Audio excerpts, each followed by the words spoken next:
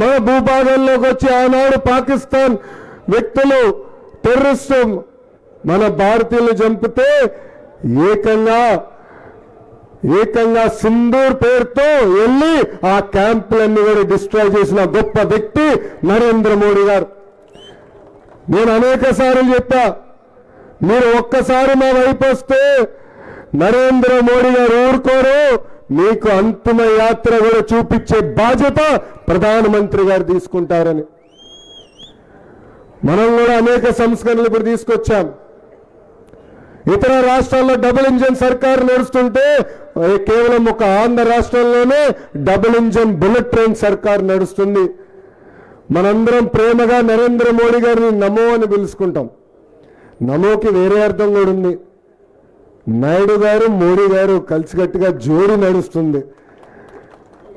ఇద్దరు కలిసికట్టుగా ఆంధ్ర రాష్ట్రాన్ని భారతదేశాన్ని ముందలు తీసుకెళ్లే దాంట్లో అహర్నిశలు కష్టపడుతున్నారు. గడిచిన 18 నెలలు ఆంధ్ర రాష్ట్రంలో ఇంత పెద్ద ఎత్తున పెట్టుబడులు వచ్చినాయంటే, లేదా ఆర్థికంగా కేంద్ర ప్రభుత్వం మనకు అండగా నిలబడిందంటే దానికి కారణం 2024 ఎన్నికల్లో జరిగిన విజయం. మనందరం కలిసికట్టుగా సాధించుకున్న విజయం.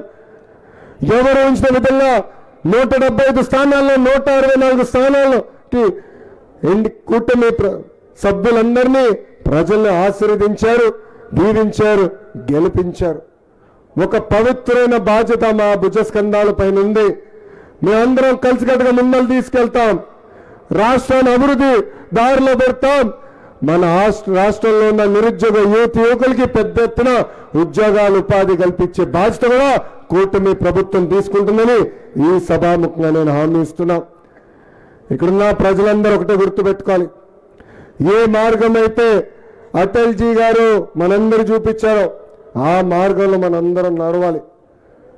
ప్రధానమంత్రి గారు 2047కి భారతదేశం డెవలప్ దేశంగా ఉండాలని పదే పదే మాట్లాడుతున్నారు. కేవలం ఆర్థికంగా మనం ఎదుగుతే కాదు, అది ఒకటే సరిపోదు. నైతిక విలువలు కూడా చాలా చాలా అవసరం. ఒక విద్యాశాఖ మంత్రులుగా కూడా మన ప్రభుత్వ పాఠశాలలో నైతిక విలువల గురించి కూడా ప్రతి సాటర్డే పాఠాలు చెప్పమని కూడా చెప్పాం. చాగంటి కోటేశ్వరరావు గారిని తీసుకొచ్చి ఏకంగా నైతిక విలువల పైన ప్రవర్చనలు కూడా ఇవ్వండి అని గౌరవ ముఖ్యమంత్రి గారు కూడా చెప్పడం జరిగింది. సో నైతిక విలువలు లేని సమాజమే కాదు. అందుకే అటల్ బిహారీ వాజ్పేయి గారిని ఆదర్శంగా తీసుకుని నైతిక విలువలు కూడా పెంచుకోవాల్సిన మార్గం మనందరం చూసి దేశాన్ని రాష్ట్రాన్ని ముందలు తీసుకెళ్లాలని ఈ సభాముఖంగా మీ అందరిని నేను కోరుకుంటూ, నాకు ఇంత అద్భుతమైన అవకాశం ఇచ్చిన బీజేపీ రాష్ట్ర పార్టీ అధ్యక్షులు మాధవ్ గారికి నా హృదయపూర్వక ధన్యవాదాలు తెలుపుకుంటూ, నేను పెద్దలుగా గతంలోనే కోరాను, మొదటి విగ్రహం నా నియోజకవర్గంలో మంగళగిరిలో పెడతానని కోరాను. కానీ లేదు, మేము ఒక ప్రోగ్రాం పెట్టుకున్నాం, ఆ ప్రోగ్రాం ప్రకారం మేము వెళ్ళాలి, ఏం అనుకోదని చెప్పారు.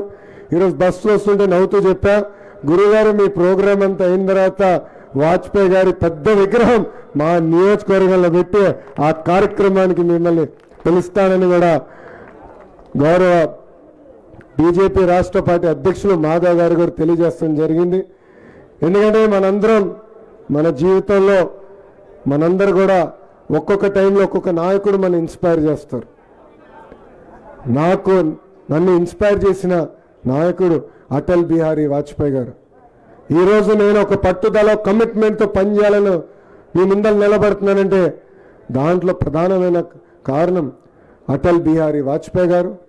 అహర్నిశలు ఆయన ఏ మార్గం అయితే మనందరి గతంలో చూపించారో అదే మార్గంలో నేను కూడా నడుస్తానని ఈ సభాముఖంగా ఆంధ్ర రాష్ట్ర ప్రజలందరికీ నేను హామీ ఇస్తూ మీ అందరి దగ్గర నుంచి సెలవు తీసుకుంటున్నా.